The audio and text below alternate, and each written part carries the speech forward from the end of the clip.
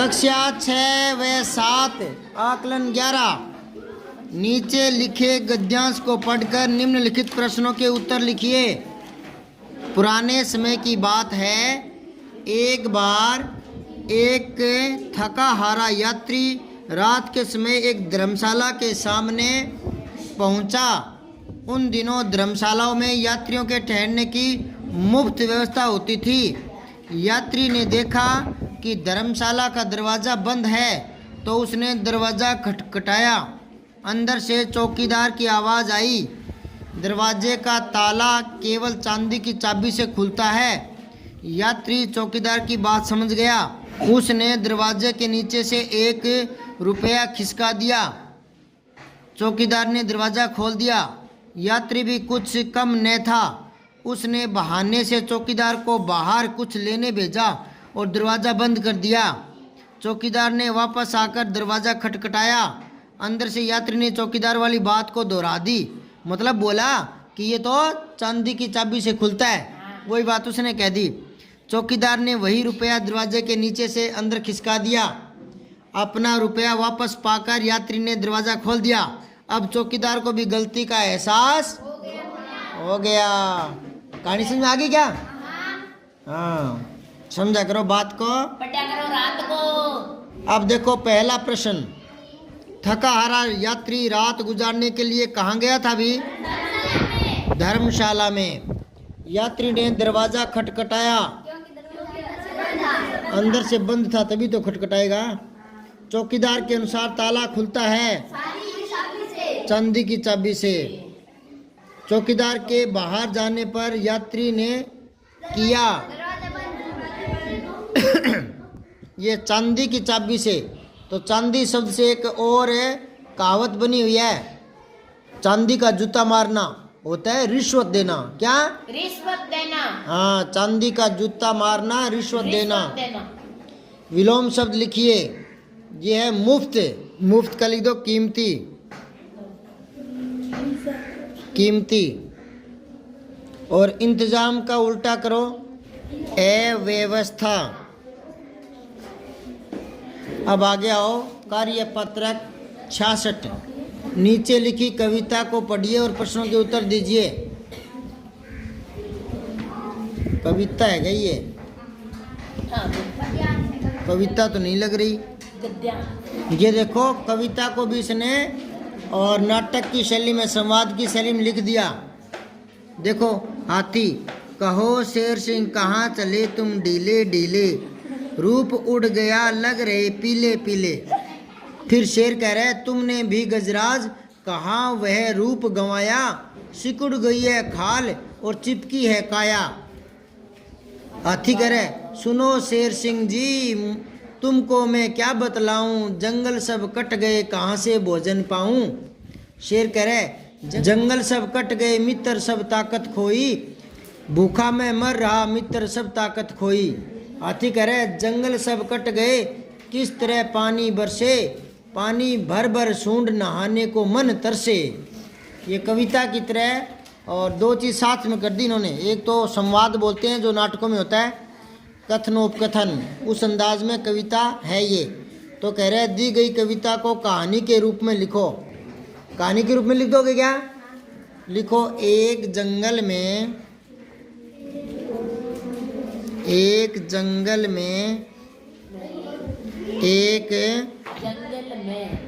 एक जंगल में दुबला सा हाथी शेर को दिखाई दिया। शेर को दिखाई दिया, ठीक है। शेर ने उससे पूछा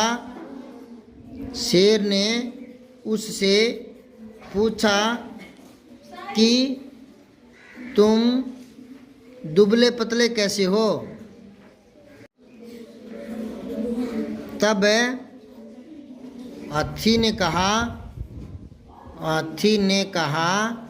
कि लोगों ने अपने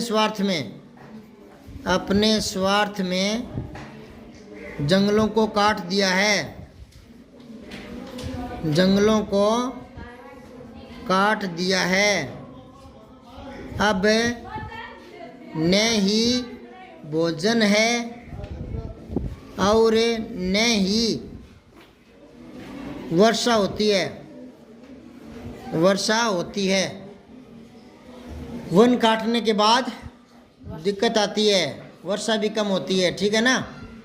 ऐसा ही शेर ने कहा, ऐसा ही शेर ने कहा। ये कहानी सी हो गई, ठीक है, समझ गए क्या? यही बातें थी ना कविता में। अब आओ, हाथी ने शेर से क्या पूछा था कि तुम दुबले पतले कैसे हो। उसने पूछा था कि तुम ढीले ढाले ऐसे कैसे चल रहे हो, है ना, तुम्हारा रंग फीका कैसे हो गया। समझ में आई बात है? ऊपर वाला लाइन ये उत्तर है। अब है, शेर और हाथी का शरीर कमजोर क्यों हो गया था, बता दिया। जंगल कट गए, भोजन की कमी आ गई, है ना। फिर है, जंगल कटने से जानवरों को क्या क्या नुकसान हुआ है, बता दिया। उनको भोजन मिलना मुश्किल हो गया, है ना, खाने पीने में दिक्कत आने लगी। और जंगल कटने से वर्षा भी नहीं हुई तो वो जंगली जानवर प्यासे भी मरने लगे। अब आगे पेज पलटो, लिख लेना, ये बता दिया। कार्य पत्रक 67, नीचे दिए गए गद्यांश को पढ़कर पूछे गए प्रश्नों के उत्तर लिखना है। पहले इसको पढ़ो, मैं पढ़ रहा हूँ, आप मन में देखते रहना। संदेश भेजने के लिए पत्र का प्रयोग कई सदियों से होता आया है, ठीक है, लेकिन अब तो लोग ईमेल से भी तुरंत संदेश भेज सकते हैं। इंटरनेट नाम के कंप्यूटरों के महाजाल की वजह से ये संभव हो पाया है। जल्दी समाचार किसके कारण से भेजे जा रहे हैं? इंटरनेट के कारण। आपने कंप्यूटर के बारे में तो सुना ही होगा, आपके स्कूल या किसी दुकान में शायद आपने इसे देखा होगा। वीडियो दिखाने वाला स्मार्टफोन भी एक तरीके का कंप्यूटर ही है। क्या आपने कहीं कंप्यूटर देखा है? अपने अनुभव को लिखिए। तो कंप्यूटर के बारे में क्या जानते हो, पहले खुद लिखो, मैं देखता हूँ आपको क्या लिखना आता है, आपके मन में क्या है कंप्यूटर के बारे में, ठीक है। अब अगला है, पढ़ाई और उपयोगी जानकारी हासिल करने के लिए इंटरनेट किस प्रकार से उपयोगी है। अभी जो बताया था ना, एक तो लिखना, इंटरनेट पर हम किसी भी बिंदु को सर्च करके देख सकते हैं, पढ़ सकते हैं, उससे संबंधित वीडियो भी देख सकते हैं, ठीक है। इसी शब्द का अर्थ देखना होता है तो हम इंटरनेट से, गूगल से सर्च करके देख सकते हैं। किसी कविता का सरलार्थ देखना होता है तो देख सकते हैं। कोई अन्य इतर जो पुस्तकें होती है वो भी सर्च करके देख सकते हैं। ईमेल को और क्या कहते हैं? Electronic mail. क्या कहते हैं? हाँ, इलेक्ट्रॉनिक मेल। यदि आपको अपना ईमेल पता तैयार करना हो तो अपने पते के लिए क्या नाम चुनोगे? आपको आती है क्या आईडी बनानी? ऐसे अपने नाम को चुनेंगे क्या? अब इधर आओ, 68 कार्य पत्रक। गद्यांश और पद्यांश को पढ़कर समझ के साथ उत्तर दे पाएंगे। गद्यांश को पढ़कर नीचे लिखे प्रश्नों के उत्तर दीजिए। सीवी रमन भारत के प्रसिद्ध वैज्ञानिक थे। वे बचपन से ही दिमाग के धनी थे, यानी बहुत तेज बुद्धि के थे। उन्होंने अपनी पूरी शिक्षा भारत में रहकर ही पूरी की। बाद में उन्होंने कलकत्ता के साइंस कॉलेज में प्रधानाचार्य के पद पर कार्य भी किया। उन्होंने विज्ञान के क्षेत्र में नए नए प्रयोग भी किए। प्रकाश किरणों पर उनका शोध कार्य रमन प्रभाव के नाम से प्रसिद्ध हुआ। पूरे एशिया में सीवी रमन पहले व्यक्ति थे जिनको विज्ञान के क्षेत्र में नोबेल पुरस्कार मिला। सीवी रमन को।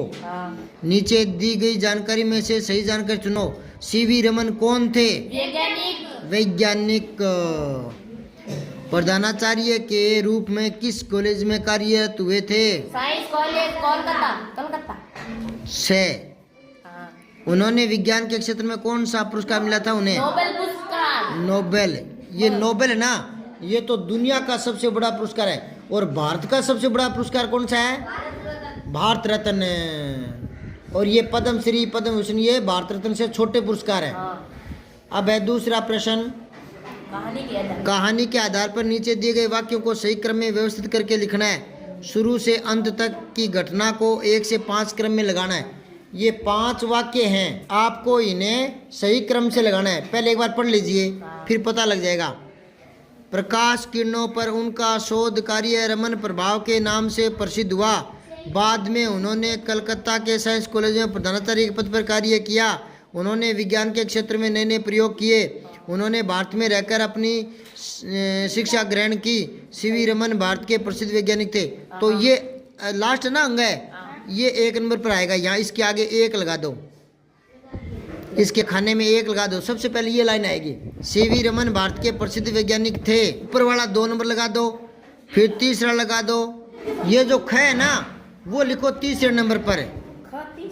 हाँ, ख को तीसरे पर लिखेंगे, ठीक है। फिर ये जो ग है ना, वो चौथे नंबर पर आएगा, और जो क है वो 5वें नंबर पर आ जाएगा, ठीक है। यूं करना है।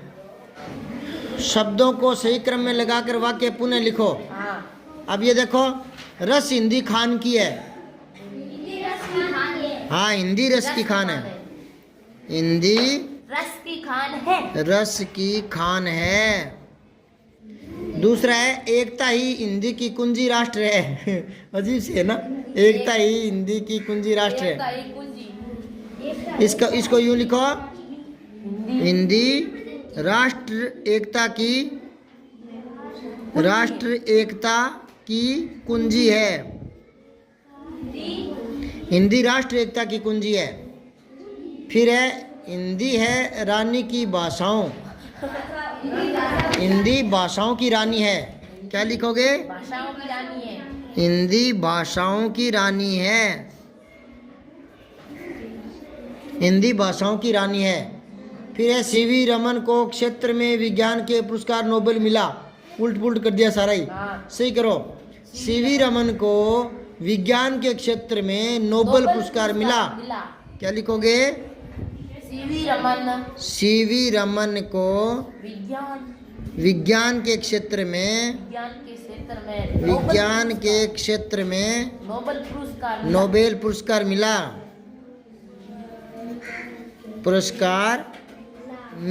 ये लिख दोगे, ठीक है। फिर है, वैज्ञानिक भारत के सीवी रमन थे। सीवी रमन भारत के वैज्ञानिक थे। हाँ, सीवी रमन भारत के वैज्ञानिक थे। सीवी रमन भारत के वैज्ञानिक थे। उनका शोध प्रसिद्ध हुआ प्रकाश किरणों पर। हाँ, उनका शोध प्रसिद्ध हुआ। प्रकाश किरणों पर इनका शोध प्रसिद्ध हुआ, ठीक है। अब आओ 69। क्या कह रहा है ये? स्व विवेक से लेखन कर पाना। अब ये आपको करना है। क्या करोगे? देखो, पहले निम्नलिखित शब्दों की सहायता से नीचे दिए गए चित्र के आधार पर एक कहानी लिखनी है। देखो, संकट, चीखना, चिल्लाना, मित्र, सबक मिलना, सरपट भागना, ये चीज़ें देखनी है। ये क्या है? देखो, ये कुछ लड़के हैं, लड़कियां हैं, बच्चे हैं। ये क्या करते हैं? फूल है ना, फूल, उन पर तितली थी और तितली को ये क्या है, पकड़ने के लिए दौड़े। और फिर वहाँ मधुमक्खी दिखाई दी, वो इनके पीछे लग गई। तो ये सरपट दौड़कर भागे, चीखने और चिल्लाने लगे। लिख लोगे क्या? दोबारा देखो, ये चित्र में क्या दिख रहा है? कुछ बच्चे हैं, बाग में गए हैं और फूल तोड़ रहे हैं और फूलों पर तितलियां मंडरा रही है ना। अब क्या, ये तितलियों को मारने पकड़ने के लिए दौड़े ना, तो वहीं मधुमक्खी दिख गई और वो मधुमक्खी इनके पीछे पड़ गई। तो ये भागे वहाँ से चीखते चिल्लाते। इनके सामने संकट खड़ा हो गया, चीखने चिल्लाने लगे। सारे मित्र है ना, उनको सबक मिल गया। कैसे सबक मिला? क्योंकि वो तितली को पकड़ रहे थे, बेचारी तितली को।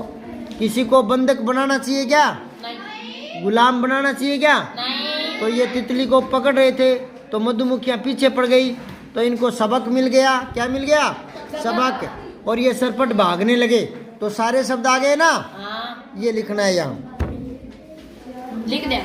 अब कार्यपत्रक 70 देखो, पहेलियों को पढ़कर उसमें निहित अर्थ को समझ पाएंगे।